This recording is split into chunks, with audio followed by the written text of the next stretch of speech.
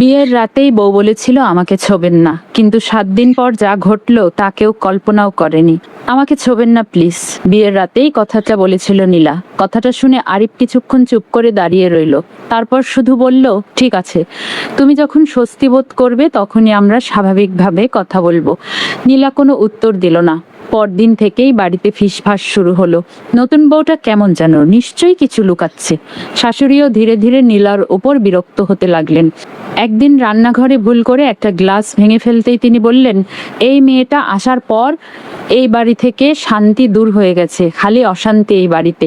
নীলা সব কথা চুপচাপ সহ্য করত, কিন্তু প্রতি রাতে একটা কাজ সে নিয়ম করে করত। সবাই ঘুমিয়ে পড়ার পর সে চুপচাপ বাড়ির ছাদে উঠে কারো সঙ্গে ফোনে কথা বলতো। একদিন আরিফ বিষয়টা দেখে ফেললো। সে দূর থেকে শুধু শুনলো, আর কয়েকটা দিন তারপর সব ঠিক হয়ে যাবে। আরিফের বুক ধড়ফড় করতে লাগলো। কার সঙ্গে কথা বলে নীলা? সে কি কাউকে ভালোবাসতো? তাহলে এই বিয়ে কেন? সারা রাত আরিফের ঘুম হলো না। পরের দিন সে নীলার ফোন দেখার কথা ভাবলো, কিন্তু নিজের বিবেক তাকে বাধা দিল। সে শুধু অপেক্ষা করতে লাগলো। 7ম দিনের সকালে নীলা বলল, আজ বিকেলে আমাকে একটু বাইরে নিয়ে যাবেন? আরিফ অবাক হলেও রাজি হয়ে গেল। কিন্তু নীলা কোনো পার্কে বা রেস্টুরেন্টে নয়, তাকে নিয়ে গেল শহরের একটি ক্যান্সার হাসপাতালে। সেখানে একটি ছোট্ট 6 বছরের মেয়ে দৌড়ে এসে নীলাকে জড়িয়ে ধরল। আপু, তুমি এসেছো? আরিফ কিছুই বুঝতে পারছিল না। নীলা ধীরে ধীরে বলল, এই মেয়েটার নাম মিম। ওর বাবা মা কেউ নেই। আমি বিয়ের আগেই ওর চিকিৎসার খরচ চালাতাম। বিয়ের পর হঠাৎ সব বন্ধ হয়ে যাবে বলে ওকে কথা দিয়েছিলাম 7 দিনের মধ্যে আবার আসবো। আরিফ স্তব্ধ হয়ে গেল। তাহলে রাতে ফোনে? নীলা মৃদু হেসে বলল, হাসপাতালের ডাক্তারদের সঙ্গে কথা বলতাম, ওর রিপোর্ট জানতাম, খোঁজ খবর নিতাম।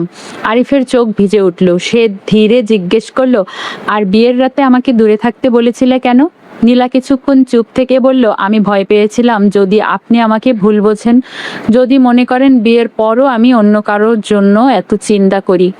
আরিফ দীর্ঘশ্বাস ফেলে বলল, তুমি যদি সেদিনই বলতে আমি তোমার সঙ্গেই আসতাম। নীলার চোখে জল চলে এলো।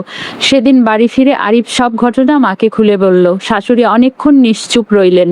পরদিন সকালে তিনি নিজেই নীলার হাতে নাস্তা তুলে দিয়ে বললেন, মা, আমি তোমাকে না জেনেই বিচার করেছি, আমাকে ক্ষমা করে দিও। কিন্তু গল্প এখানেই শেষ নয়। কয়েক মাস পর মিম পুরোপুরি সুস্থ হয়ে হাসপাতাল থেকে ছাড়া পেল।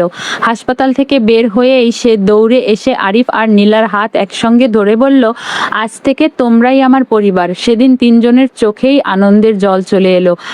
অনেক সময় মানুষ সত্য লুকায় প্রতারণা করার জন্য নয়, সঠিক সময়ে সঠিকভাবে বলার সুযোগের অপেক্ষায়। এই গল্প থেকে কি শিক্ষা পেলেন জানেন? কাউকে না জেনে বিচার করবেন না।